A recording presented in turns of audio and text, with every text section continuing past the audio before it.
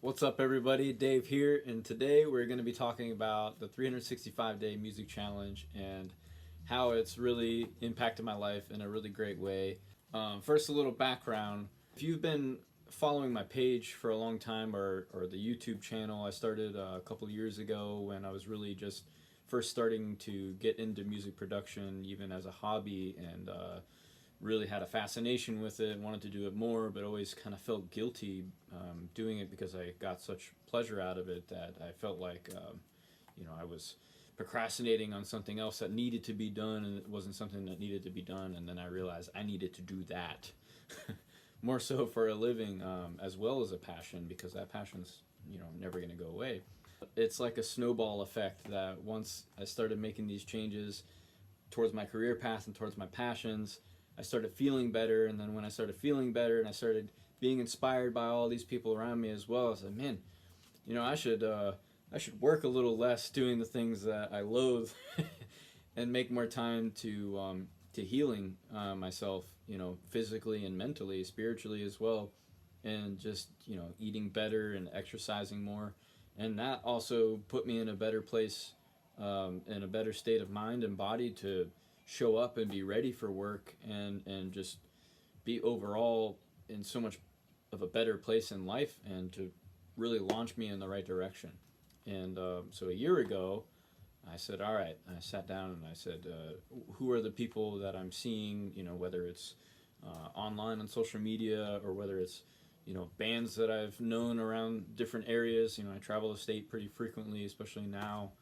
And, what got them there? What are the things that really bring them together, bring their community together, bring, them into the community? What are these things that are so desirable in stepping stones, and what do I need to do to get there? And I found that the most inspirational thing that really draws me to these people is very much genuosity. I feel like having a genuine charisma about yourself. You're being you, and you're putting yourself out there. You're not trying to hide any BS. You're just you, and you love yourself, and you love what you're bringing to people, and they love what you're bringing to them. Prime example, some really big inspiration of mine over social media has been Natalie and Jack Conti from Pomplamoose, and also Scary Pockets. But just seeing their raw characters, they're real people.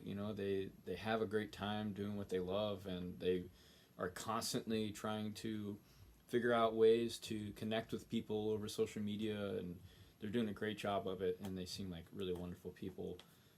Also, another power couple that I've gotten to know personally over working gigs and going to music festivals is Future Joy. Zach and Emily I met in Gainesville at a venue that I work at sometimes, Heartwood Soundstage.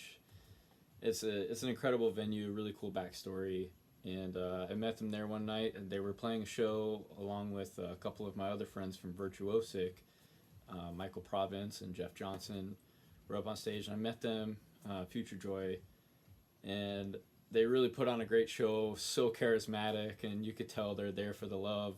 And then I saw them again at Sewanee Rising, and they played a Renegade set in the middle of the night for a few hours after all the music was done, and then they got put up on the lineup for Resonate and played again, and got engaged on stage. Like, that's a dream. That's full circle. That's really cool. I really love seeing genuine people just chase their passions and bring light to the world. Another really big inspiration of mine, not so much in the live music, but in live theater, is Angie Colonna and the Colonna Twins.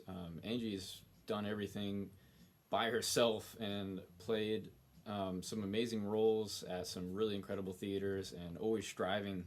And they also teach Zumba and do their own choreography, and just bring so much positive energy. You're getting such a good workout.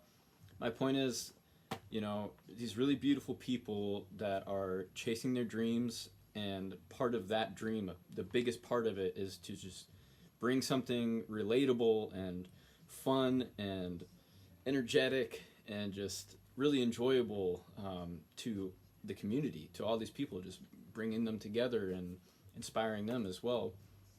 Local bands that I've seen play some really great shows, and they're traveling and growing and writing music all the time, like Trustfall and the Savants of Soul and Matcha and Dionysus. Like, great friends, great people, great music, and different genres that I'm really inspired by.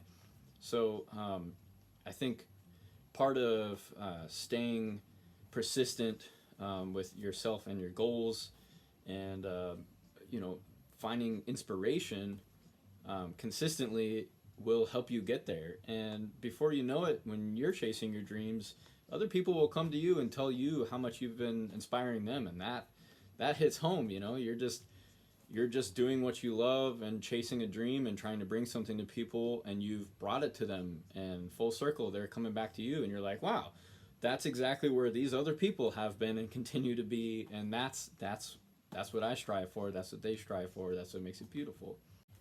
Some insight I've learned over the course of this 365-day music challenge is sometimes projects take a lot longer than you ever want to. Don't ever delete them. Put them in a folder somewhere for a rainy day, because sometimes stuff does come full circle.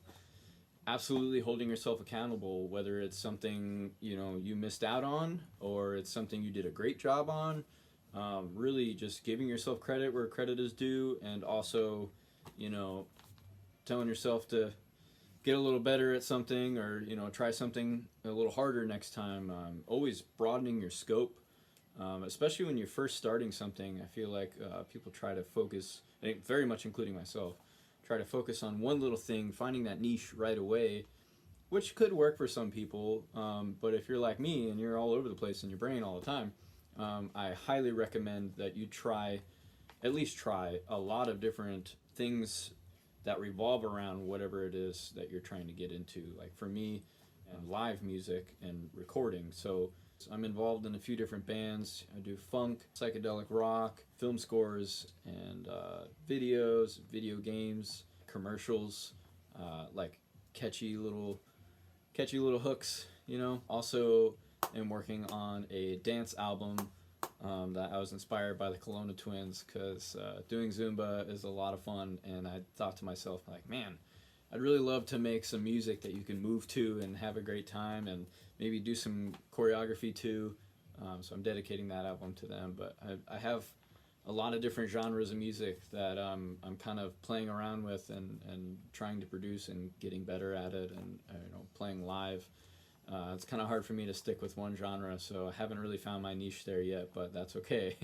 I'm still in the learning process. Sometimes I'm working with Logan Fisher. Awesome dude, phenomenal engineer and drummer, and just phenomenal dude in general. Sometimes I'm working with him over at Black Bear Recording Studios, and I learn so much every time I work there, and I meet people from literally that have toured the world, and they're just down-to-earth people that are just coming to hang out and do what they love, and get on with the show and bring a show to people, which is awesome. And sometimes I'm working live music venues, doing running sound. Sometimes I'm one of the sound engineers that's running cables all over the place and doing mic checks for a festival, and got front of house audio, got to worry about the mixers, the iPads, the musicians, the monitors, the PA. It's a lot of running around, and I love that, and staying on top of it. And sometimes I'm working Heartwood Soundstage. I might be doing contracted audio through Erickson Frank, who's also an amazing guy, and super passionate about what he does. And he does everything production wise, sound and lights. He really strives to put on the best show he possibly can, no matter where he's at, no matter how small or large the scale is. He's always striving to put on a great show. He wants to bring that to people. So sometimes I'm working at Bo Diddley, which is an incredible venue to work at. I could be working a fair in Palatka one day. I'm working a big show for 4th of July in Ormond Beach. Sometimes I'm helping my buddy out run an open mic in Orlando. Other times I'm down there with Nick Jones, who you've probably seen in an earlier video. Really just badass, wonderful dude. Sometimes I work alongside of him, and we'll be doing lights and sound. Sometimes he'll be drumming, or we'll switch off lights and audio. Sometimes he's doing all three by himself. Just like such a big community of really wonderful people. So always broadening your scope, being all over the place. And sometimes I'm drumming with different bands. I've gotten to play with Jimmy Maz as a sit-in. Sometimes I'm doing session music on different albums. And I'm also in a few different bands. We're in the writing process, and we're planning our gigs. Stay tuned. So I've got many different outlets in the same broad scope, and I meet new people everywhere I go, and I also run into people full circle I met doing something else involved in music, and so are they, or they just happen to be there, or they're in a really great band, but now they're in the audience, and I'm working a gig or playing a gig. It's just really neat to naturally network with people. It's very wholesome. And speaking of being wholesome, another insight that I've grown to learn is to always be authentic with other people and yourself, no matter what, and always trust your gut. When you're first starting to do something, you could, I did the same thing. You could be really desperate just to get any sort of gig in that field, and then you find yourself working with people that it's like sandpaper or nails on chalkboard every time you work with them. And if you do a good job and you show up and you're thankful to have that work, you're going to keep getting the work. But how long is that going to be healthy for? You're always going to have the underlying, or you could get another gig that pop up last minute. They say, hey, can you make it? And you already have an obligation. You don't want to, screw people over. That's not cool, no matter if you're having a good time or not. But my advice would be to, if you're going to have to work for work, don't do it in the field that you're really passionate about and that you want to chase in. Other people will tell you differently. That's up to you to decide. This is just my insight and what worked for me and what I figured out. The more I showed up to gigs, even if they were far and few between, I was gung-ho, ready to go. I always go above and beyond, try to do everything I can to make sure that job is done right, to make sure everybody's happy, and that's what people want. That's what I want as well. I want to work with people who want to work hard, who want to do a great job, and are just happy to be there and provide for people with the gifts that they're given, and always sharpening their skills. Some more insight I will say, especially when you're first starting, is you cannot be afraid to suck. You can't be afraid to suck, because when you first start, chances are you're gonna kind of suck, and you need to be honest and upfront with people. It's like, hey, what can I do to make this better? I don't know how to do this. Let me know if I'm doing okay. Can you show me this one more time? Just ask questions. Always be willing to learn. Even if you know something, you figured something out, and you work with somebody different, or it's a new piece of equipment, just assume you don't know how to do it, even if you think you do, and let them show you, because it might be a little different, or they might do it a little differently that makes something so much easier and makes so much more sense. That just always be open to that. Don't ever shut yourself off. That's never a good thing, no matter what field you're working in. Don't be afraid to take risks, because you're going to be sitting in the same place you've always sat. If it's a job that's way too big for you and you just don't have the confidence in yourself that you'd be able to do it, if you're surrounded by the right people, especially if you've worked with these people and they're offering you this position, knowing good and well where you have been and what you haven't done, take it. Learn from it, okay? You might screw up, and that is a possibility that you have to face, because you might also do a really good job and they might hire you right back for it. Or you might screw something up, not in a very bad way, in a rehearsal that could be fixed in the blink of an eye, and then the next thing you know, you're like a pro at it the first couple of times you do it. You just never know, and you got to try it. I'm also doing live production and doing lights for Anthem and different shows that, sometimes are automated cues. Or if I'm working like with Nick and we're doing a light show, I'm selecting which things I want to happen at different moments the way I feel is appropriate. So you kind of pick and you get different things from different places that you can absolutely relate to one another, which makes you better at what you do wherever you go. Big insight that I've always done as much as I possibly can, no matter what I'm doing or where I'm at, that I have noticed big time in this community is very important with everybody, and it sits it resonates with my soul very well, and that is to pay it forward every single chance you get, every single chance you get. I've always stuck with that, but this past year I have seen that come full circle, and I would not be where I am today if it weren't for people paying it forward and helping me out and taking me under their wing and providing for me in ways that before this year I wouldn't have ever thought that I deserved. And I gotta say, that's another insight, is you deserve it. If your heart and your head are in the right place, chase after it and be around those people. Always pay it forward with whatever you can. And those people, if they're in the right place in their heart and their head, they'll pay it forward.